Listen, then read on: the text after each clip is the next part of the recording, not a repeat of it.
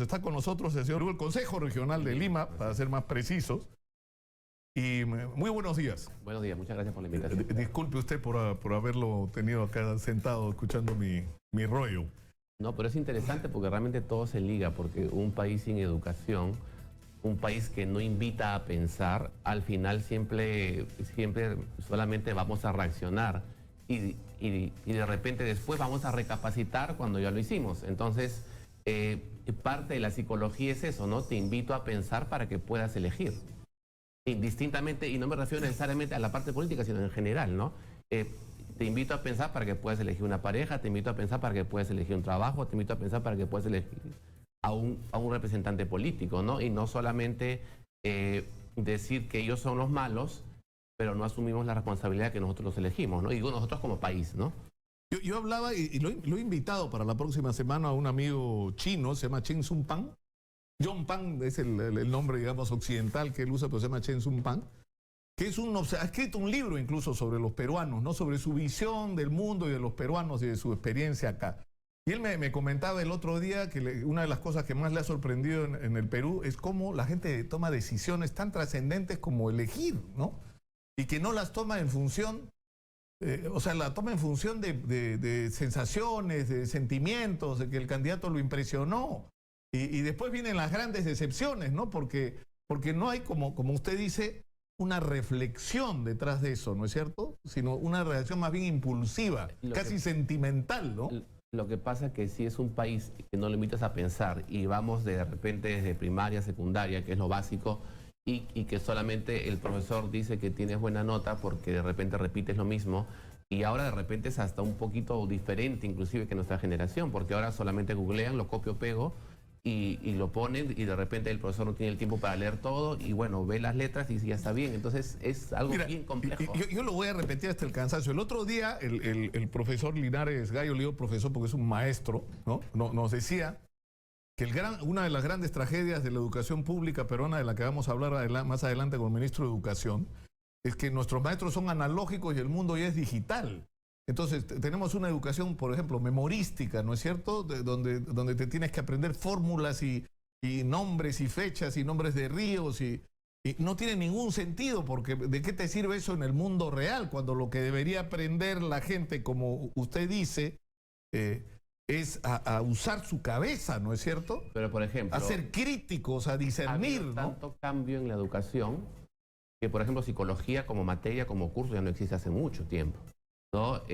La parte de educación sexual es el gobierno es como tercera o cuarta, ojo, gobierno es en general, ¿eh? Sin hablar de periodos ni presidentes, como tercera o cuarta vez que intenta poner algún programa de educación sexual, esté mal o no, pero intenta y siempre hay vallas para que no se dé y al final como que ganan que no se dé, ¿no? Lo que pasa también hay que ver la parte histórica, ¿no? Porque en algún periodo de un gobierno lejano, ya hace de los 80s, faltaban profesores, magisterio y salió una resolución, bueno, los que tienen quinto secundaria pueden enseñar, ¿no? Entonces también hay que ver toda la parte histórica de ese llamado magisterio, ¿no? Y que de repente, bueno, aunque aquí estoy opinando sobre otro gremio, pero igual, que de repente solamente pueden hacer maestría, no porque quieren, sino porque para ganar 50 soles más, para ganar 100 soles más. Entonces no es realmente una situación que nace. Entonces ahí ya partimos de algo diferente. Si lo llevamos, por ejemplo, a la parte laboral, la parte juvenil laboral, que ya son jóvenes que de repente tienen hasta maestría y todo, y recién están entrando a un trabajo X y dicen, en un año me voy. Entonces, la visión realmente de las personas es muy cortoplacista y se ha vuelto como muy material, ¿no? ¿Qué cosa me das para yo darte? Ahora, yo antes de ir digamos, a los temas más extremos, que son estos del origen de la violencia contra las mujeres, la violación de niños, que ya son perversiones, digamos, extremas, hay un asunto, digamos, que atraviesa toda la sociedad peruana, que es este tema de la autoestima. Hemos comentado en las últimas semanas ese juicio que tenía un periodista argentino de estos deportivos sobre el fútbol peruano. Decía, los futbolistas peruanos son tan buenos como los brasileños, tienen el mismo estilo, la misma chispa, ¿no? La misma inteligencia, esa especie de, ¿no?, de sabrosura para jugar al fútbol y y que ahora además se ha multiplicado con la capacidad de hacerlo en equipo, pero no se quieren a sí mismos. Y eso no es un problema que es como un problema de autoestima, ¿no? Que ahora empezó a cambiar con esta selección. Es un problema pero de ¿por país. qué los peruanos no nos queremos a nosotros mismos? ¿Por qué no nos hacemos respetar? Es un problema de país ligado con metas, ¿no? Realmente es miedo al éxito. Como peruanos, como país, tenemos miedo al éxito. Si vemos el deporte, es miedo al éxito. No es primera vez que tenemos todas las posibilidades para salir y para relucir, y por factores X que de repente faltaría tiempo a analizar, no lo hacemos. Ya hace muchos años, creo que 2 décadas o un poco más, pudimos ser campeones mundiales de vóley. Miedo al éxito. Como peruanos tenemos miedo al éxito. Lo que hay que trabajar es que... O sea, siempre estamos al borde, pero pasa algo. Se cae la piedra y nuevamente... Es parte de... Y también hay que... pero eso, ¿con qué tiene que ver? ¿Con que no nos miramos a nosotros mismos como triunfadores? Es interesante ver la historia, ¿no? Porque, por ejemplo, aunque de repente parece trillado, pero igual ya lo sabemos, pero igual como mencionarlo, cuando cuando se logra la independencia, ojo, no por nosotros, se logra porque alguien viene de fuera.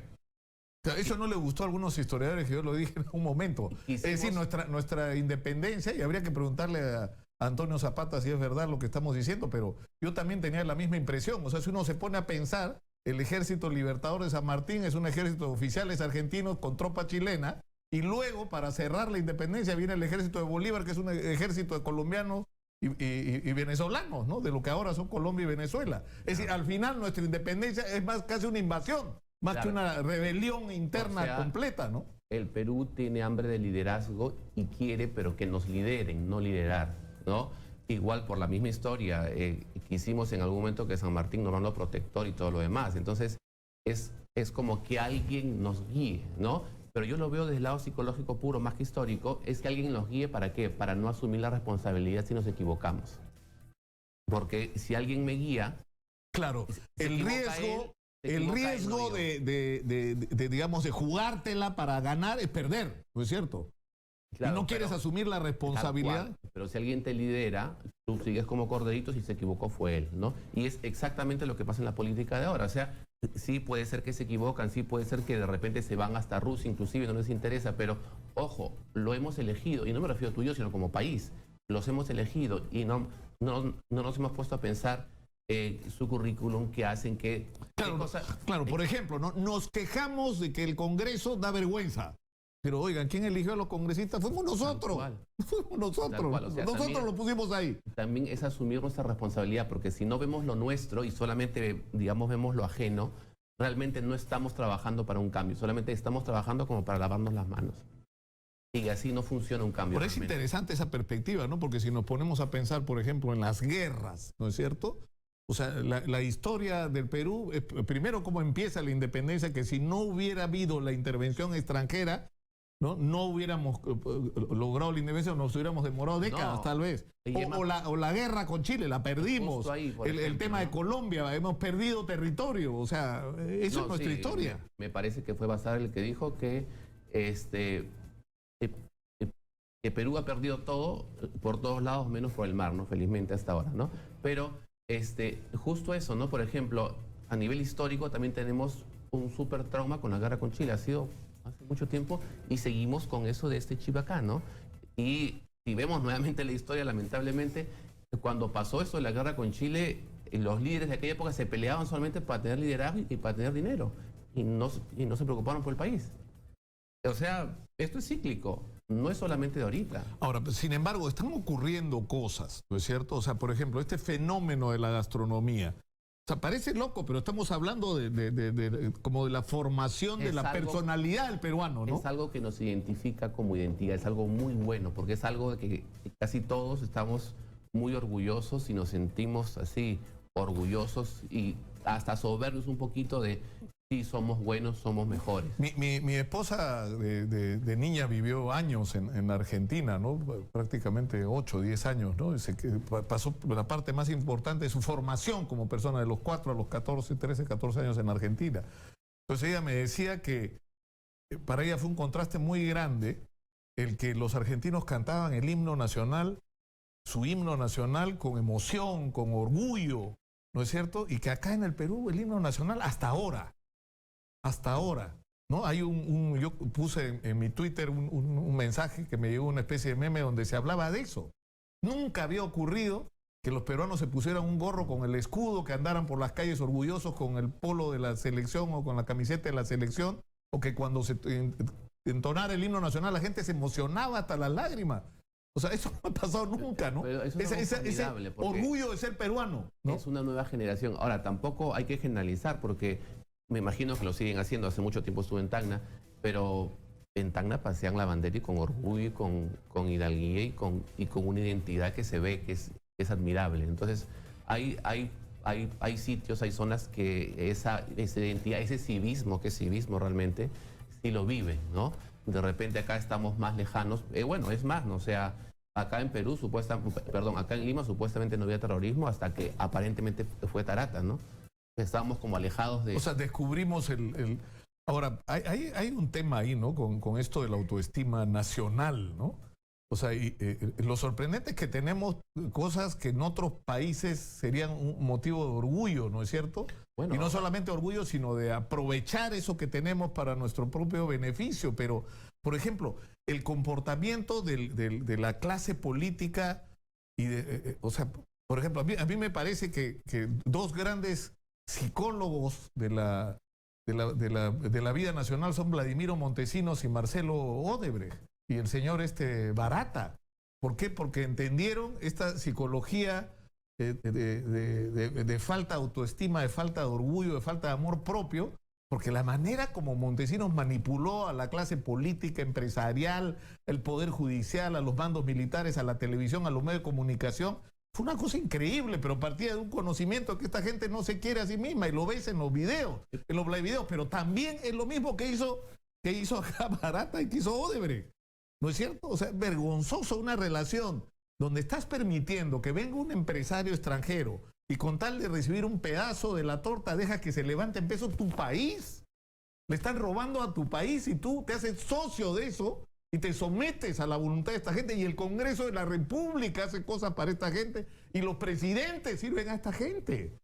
Es decir, eso es una señal terrible Esa es la paradoja, ¿no? O sea, que el Congreso, que en el periodo pasado dijo no pasó nada, bueno, ahora dice sí está pasando algo, ¿no? Entonces, y no hay que verlo ni siquiera como algo personal tal congresista, sino, o sea, el Congreso en general dijo no pasa nada y ya fue tal el escándalo que ahora sí pasa. Entonces, cuando alguien no es consistente, es probable que no crezcas mucho. Vamos a ir a la pausa. Estamos con el psicólogo Alejandro Vélez Arana, decano del del Consejo Regional de Lima, del Colegio de Psicólogos, y vamos tras la pausa a hablar de por qué está pasando lo que está ocurriendo en relación a la violencia contra las mujeres, en que cada vez va creciendo la violencia, o sea, los delitos asociados a violencia. Y estamos enfrentando, yo creo que no es un fenómeno nuevo, pero estamos hablando abiertamente de estos terribles casos de violencia sexual contra niños, ¿no es cierto? O sea, ¿cuál es el origen de esto y qué hacer para enfrentarlo? ¿Qué es lo que expresa y cómo lo podemos enfrentar en términos de... Yo creo que hablando de estas cosas, estamos empezando a aportar algo no sé, va a parecerme trillado hasta guachafo lo que voy a decir, pero creando conciencia sobre este tema es que, o sea, yo les doy un ejemplo, ¿no? O sea, nosotros tenemos un trauma con los chilenos, ¿no? Porque perdimos la guerra, porque se portaron muy mal los chilenos cuando estuvieron acá como invasores, hubo violencia, hubo violaciones, hubo maltrato, hubo destrucción del patrimonio nacional, y eso dejó una herida que se transmitió de generación en generación. Y sin embargo, Chile es uno de los principales inversionistas en el Perú, y no digo que esté mal que haya inversión extranjera, pero yo no me imagino que la principal línea aérea de Chile sea de peruanos o de componente accionarial mayoritariamente. Se mueren los chilenos antes de que les ocurra una cosa así, ¿no es cierto? O que sus principales centros comerciales sean de peruanos. O sea, los empresarios chilenos no aceptarían eso. Pelearían por tener ellos su espacio. O sea, los políticos harían algo, ¿no es cierto? Ahora, lo que pasa es que las leyes...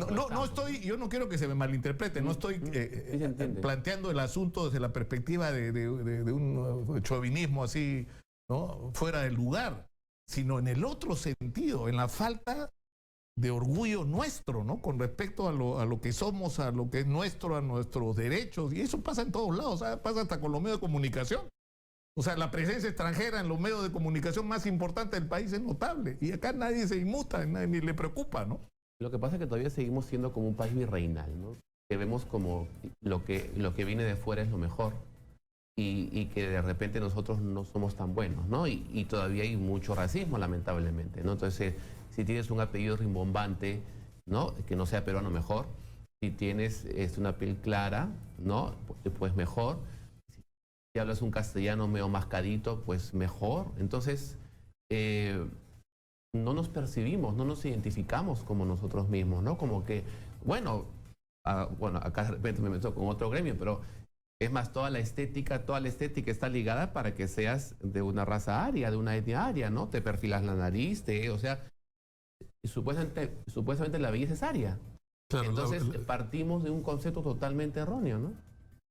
Pero yo creo que está creciendo y eso tiene que ver con todo este mundo emprendedor, ¿no es cierto?, con estos empresarios, empresarios exitosos que vienen de abajo, el fenómeno de Gamarra, el fenómeno de gente que no le debe nada a nadie, que se construyó de cero, en base a esfuerzo, a punche, sin crédito, sin ayuda de nadie, ¿no es cierto?, con la SUNAT agobiándolos en vez de ayudarlos a crecer. O sea, el Estado, en vez de ayudarte ¿no es cierto?, te la pida. Te persigue y te agobia, ¿no? Y la gastronomía o lo que está pasando ahora, no solo en el fútbol, en otras áreas deportivas también está ocurriendo. O sea, lo que está pasando con los atletas peruanos es un fenómeno que no hay que dejar pasar. Pero ahora, vayamos a lo otro. Es decir, se habla mucho del tema de la violencia contra las mujeres y de los abusos sexuales y de legislaciones que se endurezcan. Yo creo que ya y se hacen cosas ridículas, sinceramente, y con la disculpa a los congresistas, pero es ridículo que a un señor que está condenado por violar a menores a cadena perpetua digan que además hay que darle castración química. ¿Para qué? Si ya está nunca va a salir de la cárcel. O sea, tendría sentido la castración química si está afuera y es una amenaza, pero si está dentro, ¿para qué? O sea, ya lo tienes preso para toda la vida, ¿no? No, y inclusive se ha tergiversado hace muchos años. Se supone que el centro penitenciario es que te rehabilita, ¿no? Entonces, pero la percepción social es tal cual como algún animador decía, que te pudras en la cárcel. Entonces, al final, es un concepto erróneo. Se supone que la persona... Ahora, pero ¿por qué ocurre lo que ocurre? O sea, ¿cuál es el origen de del machismo, de la violencia contra las mujeres, de estas perversiones de abusar? Bueno, el machismo viene de décadas. Recordemos que creo que el 56 por ahí, el año 56 por ahí, recién la mujer comenzó a votar. Entonces no es, o sea, eso es casi ahorita, ¿no? Hasta antes de eso, aparentemente no tenía el intelecto para votar. ¿No? Las mujeres no estaban capacitadas para decidir quién debía gobernar. Claro, o sea, también eso es, entre comillas, medio reciente. Ahora, tenemos una gran generación de padres ausentes. Y la paradoja es que los papás, se supone, trabajan por los hijos, viven por los hijos, pero nunca los ven, ¿no? Y, bueno, tienen la empleada, que bien que lo tengan, y ya se tergiversan, ¿no? Porque uno lo ve pues en consulta y dicen, tengo la nana. Y si es una nana sería genial, porque la nana es súper culta, la nana sabe idiomas, la nana tiene una instrucción increíble, pero no es la nana, es la empleada del hogar que también cuida a los niños. Pero no es nana. No, que además tiene un problema adicional, es una mujer que está atendiendo a hijos ajenos y dejando de atender a los propios, ¿no? O sea, está en su casa, se está incubando un problema gravísimo, porque los hijos los está viendo, ¿no es cierto?, la mamá, la tía, la vecina, el hermano mayor o la hermana mayor, ¿no? Lo que pasa es que esa generación de padres ausentes lo que hace es eso, ¿no? Antes siquiera quizás la abuela estaba con el nieto y pues la abuela le ponía ciertos límites, pero ahora mayormente se quedan con la encargada, con la nana, con alguien alquilado por horas para que lo cuide.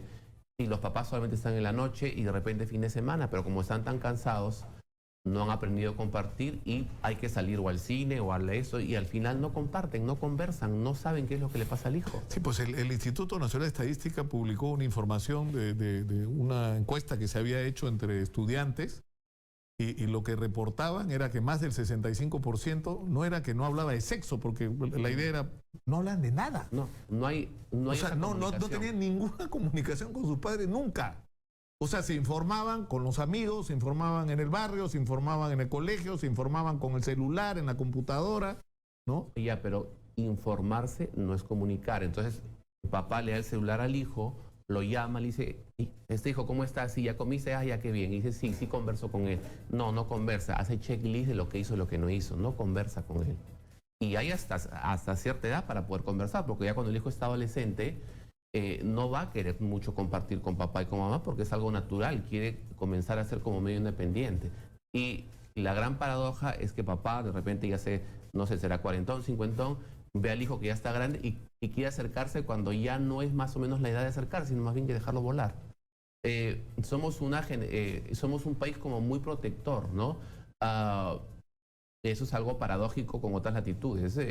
Es un hijo que tiene 28 años, 30, 35 y sigue en la casa de los papás. Sigue viviendo en la casa de los padres. Claro, el problema es que eso tiene que ver, me lo explicaba una persona que hacía el símil, decía, en el Perú la familia es el reemplazo del seguro social, el seguro de jubilación, el seguro del desempleo. Es decir, la familia es la que te acoge, es decir, no tienes dónde vivir, entonces vives en el techo y construyes algo. No tiene chamba, igual en la casa tendrás dónde dormir y un plato de comida, ¿no es cierto? Entonces la familia termina resolviendo problemas que debería resolver la sociedad. Casi en los países modernos, digamos, lo que ocurre es que a los 18, 19 años los chicos se van, ¿no? Y empiezan a hacer su propia vida. Lo favorable es eso, que te puedo acoger, y creo que es genial. La parte no favorable es que cuando no tenemos retos, no crecemos. Entonces dice, bueno, si me va mal, voy nuevamente a la casa o voy arriba en los aires.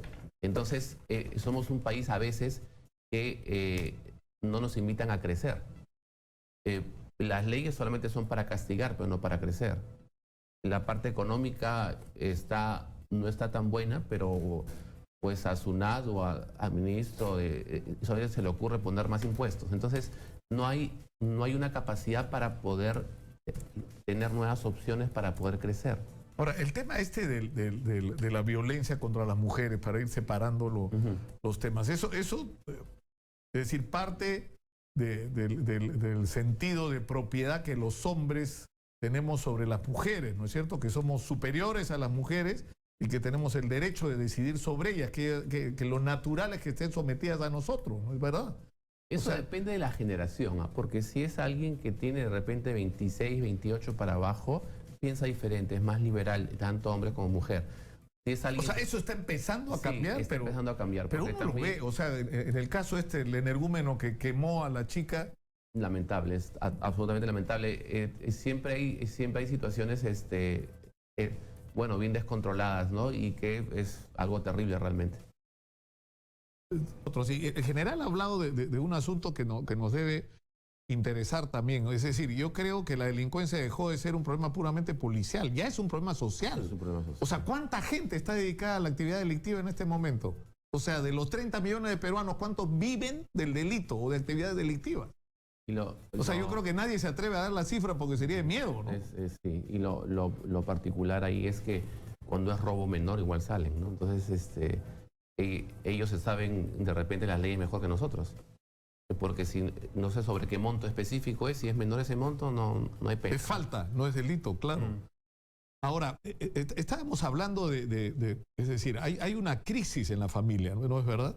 Así o sea, es. Una crisis porque los padres están ausentes cuando tienes la fortuna de que estén los dos padres juntos, ¿no es cierto? Pero hay, según también los reportes del INEI, muchísimos hogares donde está solo la madre, claro. No es que esté el papá o la mamá, está solo la madre. O sea, la madre es madre y padre en la casa, ¿no es cierto? Porque el papá se fue cuando empezaron los problemas. Va a ser madre y padre, pero bueno, va a querer de alguna forma querer tener también ese rol, ¿no? Porque figura masculina es figura masculina y figura materna es materna, ¿no? Pero bueno, es la persona que afronta, ¿no? De la mejor manera posible, porque no es lo mismo. Ahora, se ve mucho eso, pues, ¿no? Que es una familia en donde uno de los dos no está, mayormente papá es el que no está, y solamente está la mamá.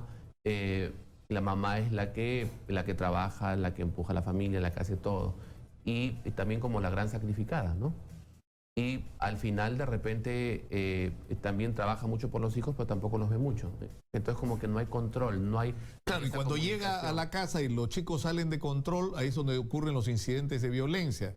si viene el padre estresado, molesto, la madre estresada, bueno, sí, ahí, porque no hay plata, porque tiene dificultades con la pareja o lo que fuera, y el que paga los platos rotos es el niño o la niña que recibe sopapos cuando la cosa no es peor, ¿no? Lo que pasa es que cuando hay en una pareja hay violencia, ese niño o niña está creciendo viendo ese modelo.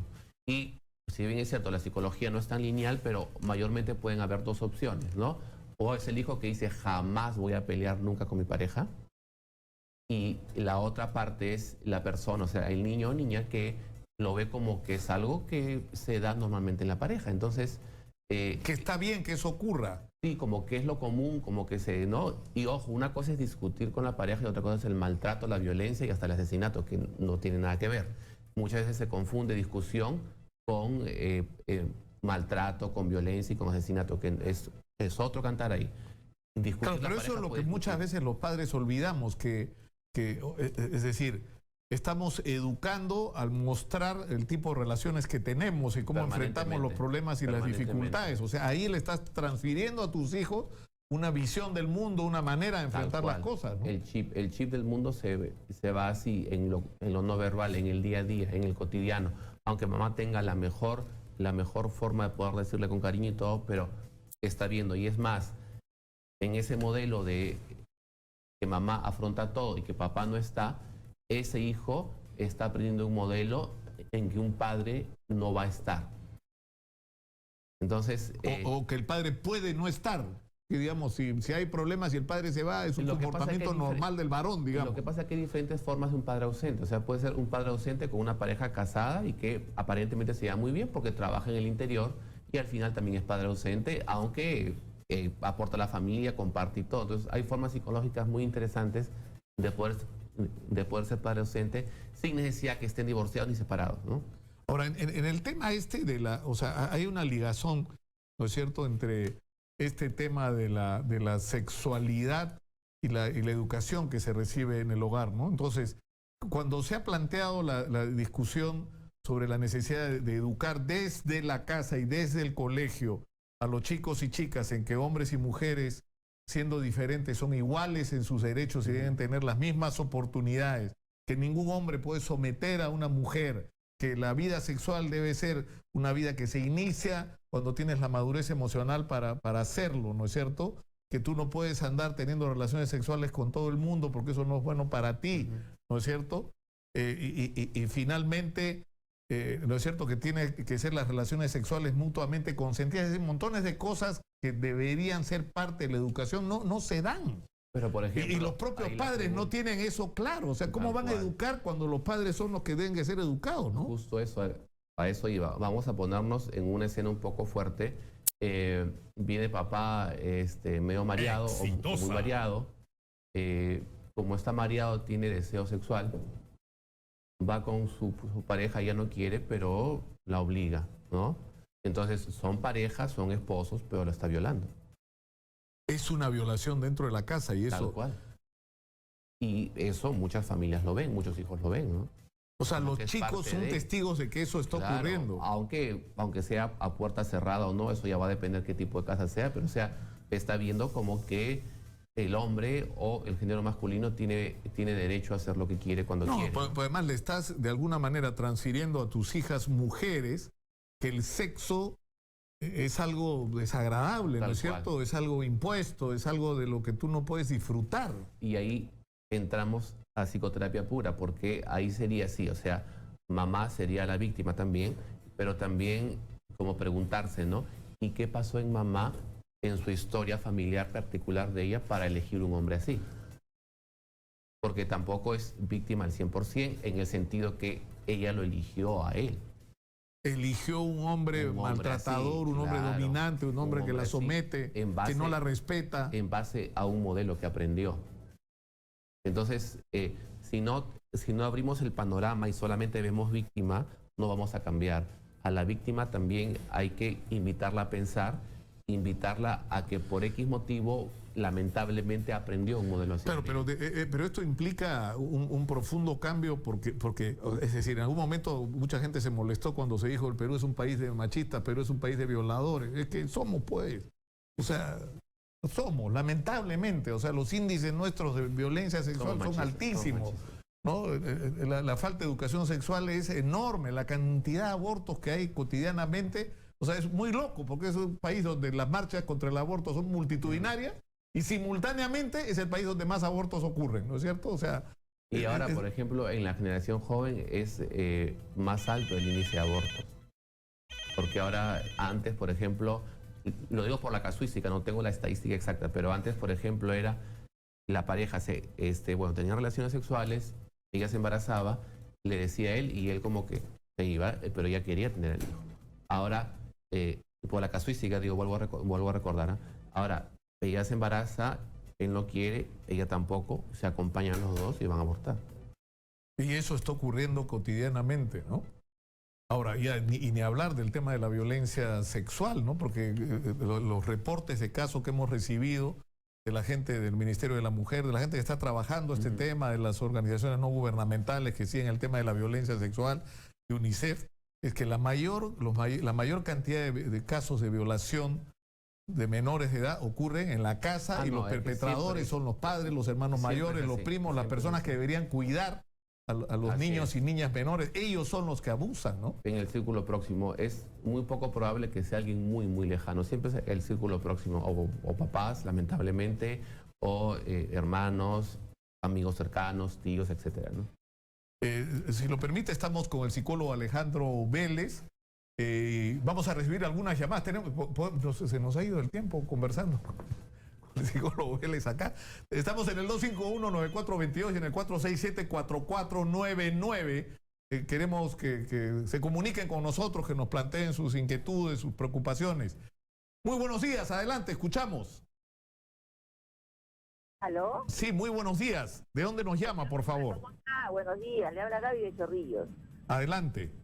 Cuánto gusto de tener un representante de la parte de psicología.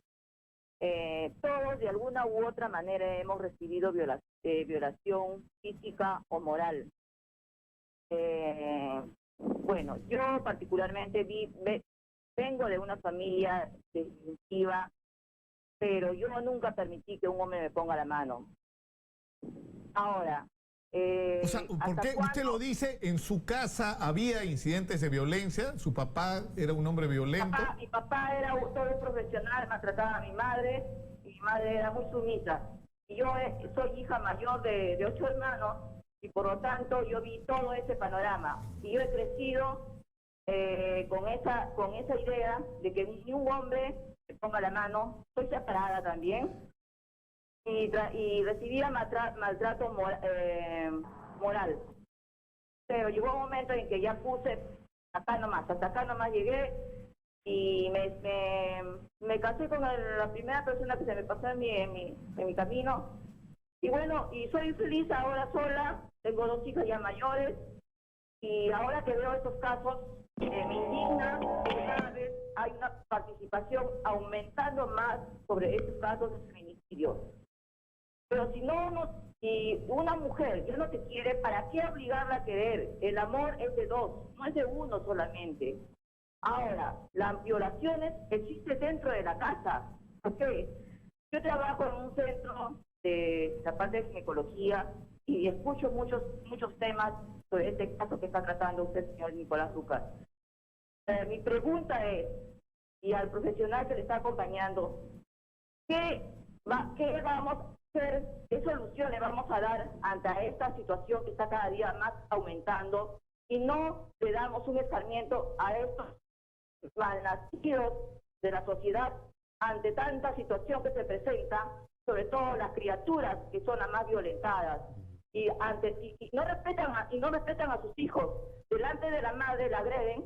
Y último caso, el que pasó con esta señora que fue maltratada con cuchillo y martillo. Y sobre todo, no contento con esto, agredió a sus 2 niños más que están en una situación muy crítica.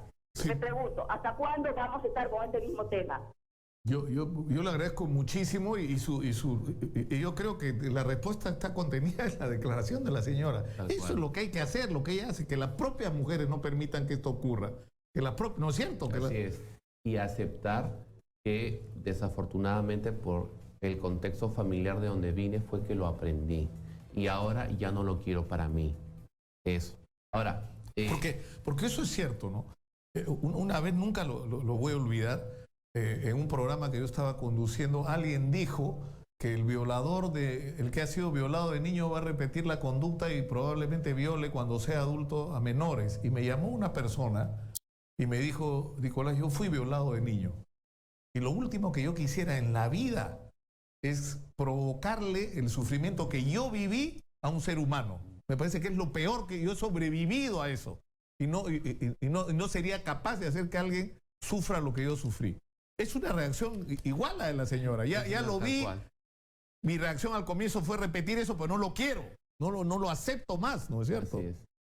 Ahora, ese es, digamos, un primer paso, ¿no? El como luchar con eso. Pero cuando se lucha con eso, es como que no se supera. El segundo paso, que sería como un segundo nivel, es aceptar con uno ese entorno que lamentablemente favoreció eso y como despedirse de ese entorno psicológicamente hablando para poder sanar realmente.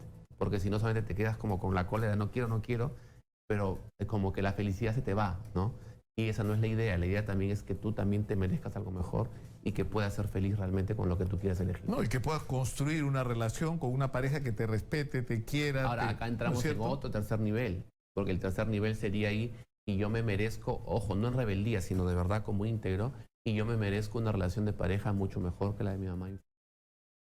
Claro, porque tenemos que terminar lamentablemente por hoy, pero yo creo que esto es un tema en el que los medios de comunicación tenemos una responsabilidad, porque fíjense dónde ponemos el acento, en el castigo, que está bien, ¿no es cierto? El castigo está bien, hay que castigar, o sea, pero ya tenemos toda una legislación, tenemos así para llenar esta habitación de este estudio de, ¿no es cierto?, de leyes castigando a los depredadores, a los abusadores, a los violentos. Pero ese es un lado del problema. El otro es que tenemos que resolver, la prevención, actuar, ¿no?, con educación, con cambios de actitud, con mecanismos de protección. O sea, cuando una mujer es golpeada una vez, tiene que encenderse la luz de alerta, porque eso puede terminar en un crimen al final. Porque la mujer no puede perdonar eso. Porque está defendiendo su propia existencia, su propia autoestima, ¿no? Ahí entramos en la parte política, lamentablemente, ¿no? Hay presupuesto, o solamente hay presupuesto para apagar el incendio, pero no para ver toda la problemática. Muchas gracias a Alejandro Vélez Arana, psicólogo, decano del Consejo Regional de Lima, del Colegio de Psicólogos. Muy gentil por estar con nosotros.